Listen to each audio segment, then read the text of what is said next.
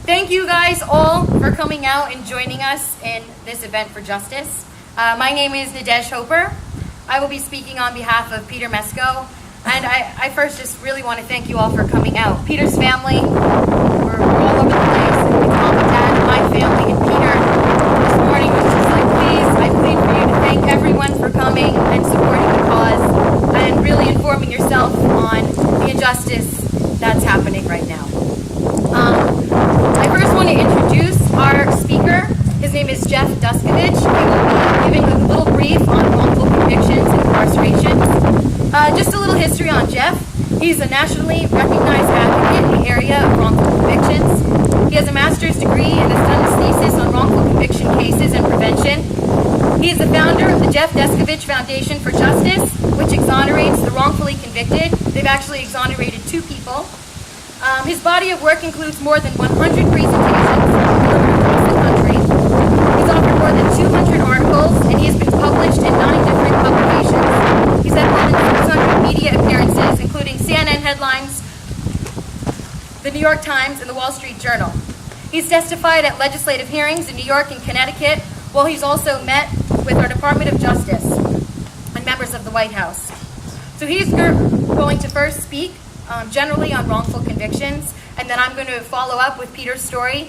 He's going to continue on with what he dealt with in his whole history, and then we also have Millie Saliga with us to talk about her current personal experience. So please welcome Jeff Deskovic.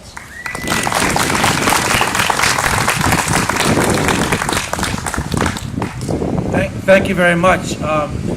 Incredible to be here. I can't believe the turnout that we have, and so that really makes me excited. That's awesome to have citizenry that's concerned with the issue of wrongful conviction. I think that in the course of pursuit of life, liberty, and happiness to society, something doesn't affect us personally. Obviously, that's not the case here with Mr. Johnson. I want to thank everybody for coming out. Really, it's a lot. The frequency of wrongful conviction. It would be nice if this really was an isolated thing. It would be nice if there were just a few bad apples when it comes to law enforcement, and there were just but a few rogue prosecutors. That's not actually the case, though. While to be clear, there definitely are a lot of quality members of law enforcement and people that work as prosecutors.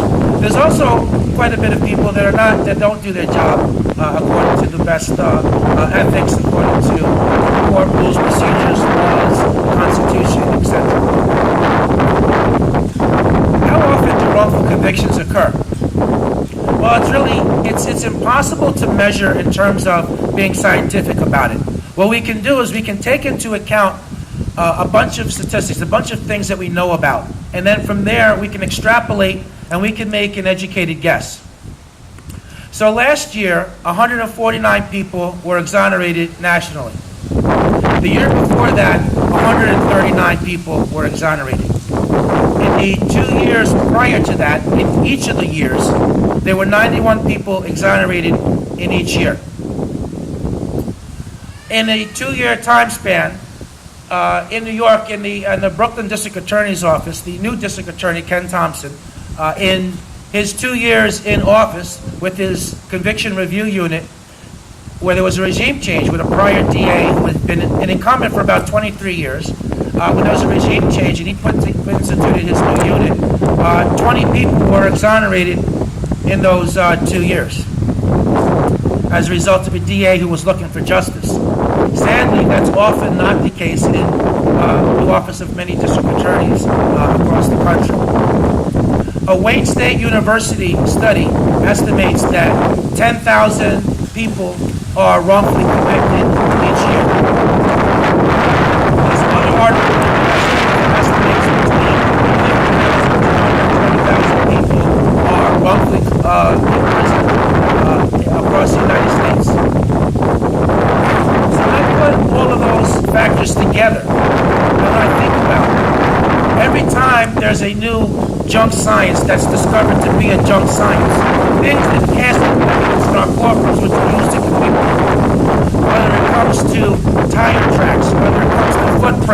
whether it comes to bullet lead analysis, where we're going to pretend that we can test the chemical composition of bullets to determine where the bullets were made at, trace them back to the store where they were sent, so that we can then determine if a suspect purchased the box of bullets. That fallacy. Dog scent testimony, which is my personal favorite, in which in many states, item from left at a crime scene is given to a dog to smell, and then an item from the defendant, the suspect, is given to the dog to also smell. And if the dog barks, that means he recognized the item, right? It would be laughable, except for the fact that people were convicted based upon this testimony for more than several decades. Bite mark evidence, even blood typing, where you might get narrowed down what type of blood type a actual perpetrator has, and then look at the blood type of the defendant. But there's still a rather large population of people that were capable, that had that blood type. So all these different things have led to wrongful convictions across the country. So when I put all these factors together, and when I think about that the numbers of people that were exonerated, those are just the people that made it out. Those are the people we know about because they were exonerated. And knowing that most of the people who are wrongfully convicted have scant financial resources, there's not enough organizations in the work in the field. Most of the entities only do DNA cases, which is only 5 to 12%. Most people don't have the funds to hire lawyers. So when we put all that together, I believe that the percentage of wrongfully convicted prisoners across the country is 15 to 20%. But what causes these wrongful convictions? Are there patterns? Absolutely. Coerced false confessions have been the cause of wrongful conviction in 25% of the more than 330 DNA-proven wrongful convictions.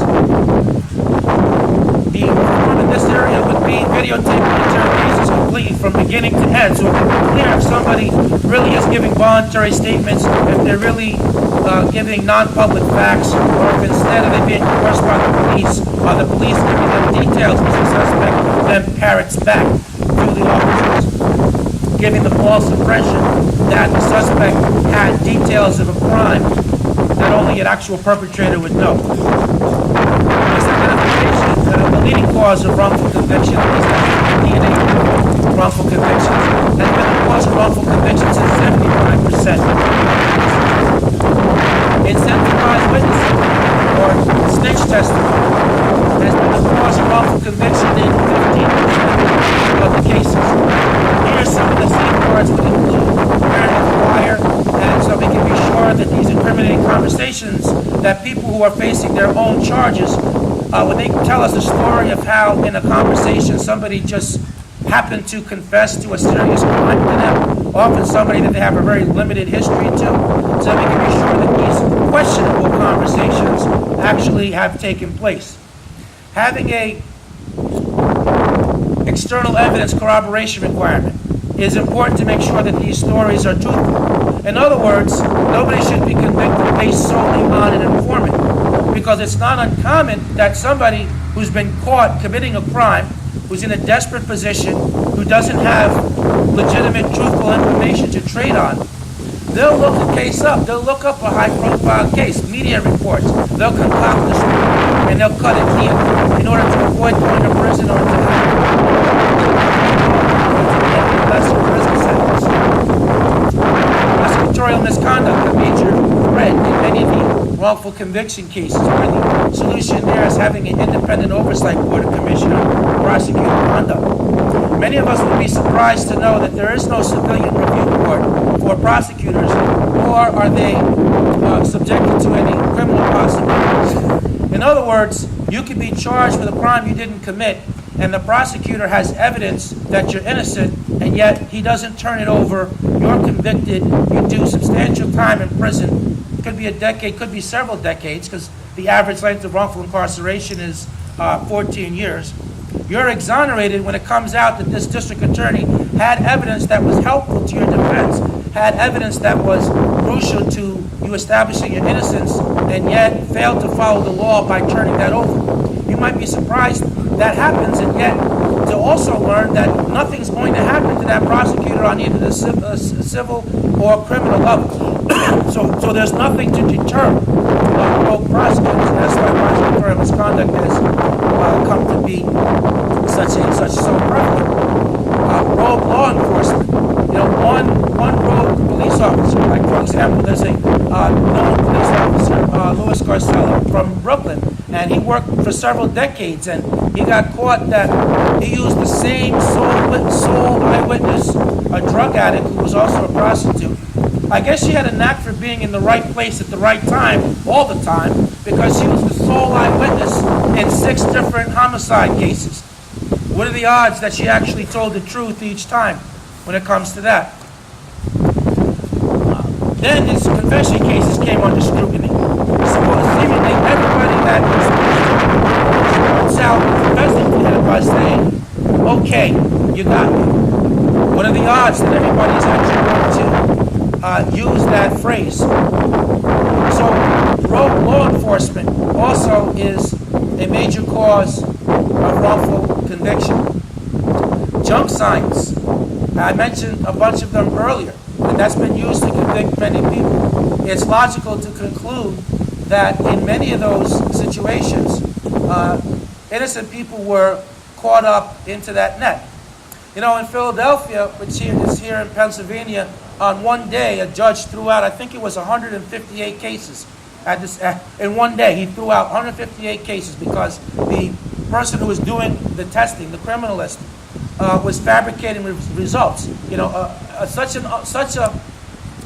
Such not a rare occasion that there's even come to be a term used for it, which is known as dry labbing.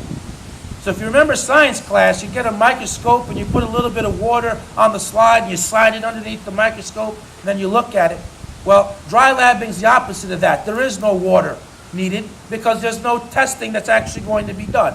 It's, instead of it being bottom line, scientific, and objective, it's instead going to just be a prosecution-oriented result designed to facilitate the conviction.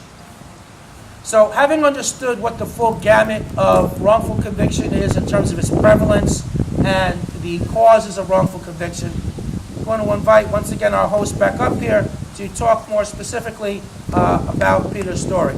I hope the information I shared with you helps prep you for the particular case that we're focusing on here today. But I think that it's really important to understand the larger context and to make this other broader point.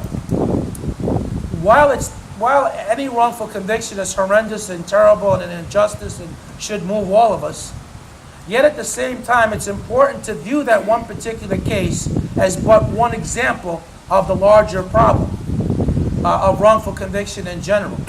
There's many people who are wrongfully imprisoned who maybe don't have a representative here, they don't have an outside spokesperson, maybe they don't have someone representing them. So it's important to remember that those people, though they might remain nameless and unknown to us, to keep them in mind generally. And the last thing is this: as great as it is to free people, and that's my passion, that's what speaks the most to me, that's why I started the nonprofit, and we have been able to free 2 people. As great as that is, the phrase, an ounce of prevention is worth a pound of cure, certainly is true. It's much better that people never be wrongfully convicted than they be exonerated after many years after that. And so I guess I've said that today in order to say that it's critical that we get the legislature to pass measures designed to prevent wrongful convictions, designed to address each one of those systemic deficiencies that I've spoken to. Our last speaker, Millie Saliga, Warrington Township Supervisor, will speak a little bit about a coalition that she's going to put together in Pennsylvania, which will be modeled after the one I've been involved in heavily in New York. We very nearly got the commission passed on prosecutor conduct, which would have been a first in the country. We're built, we're very strong, we're going to keep at it. This is something that needs to take place across the country. Why not start here, building off of the momentum of this great event here? So hopefully many of you will be involved in that coalition also. Lay people are most welcome. Individual advocates are most welcome. People just concerned citizens, people who have family members who are incarcerated for crimes they didn't commit. People who have people that are incarcerated for crimes they have committed, but I still have a sense of justice. I care about the justice system. So with that, thank you very much for listening to me. I hope I've shared some helpful information, and not that I've rattled on way too long past your interest. So thank you very much.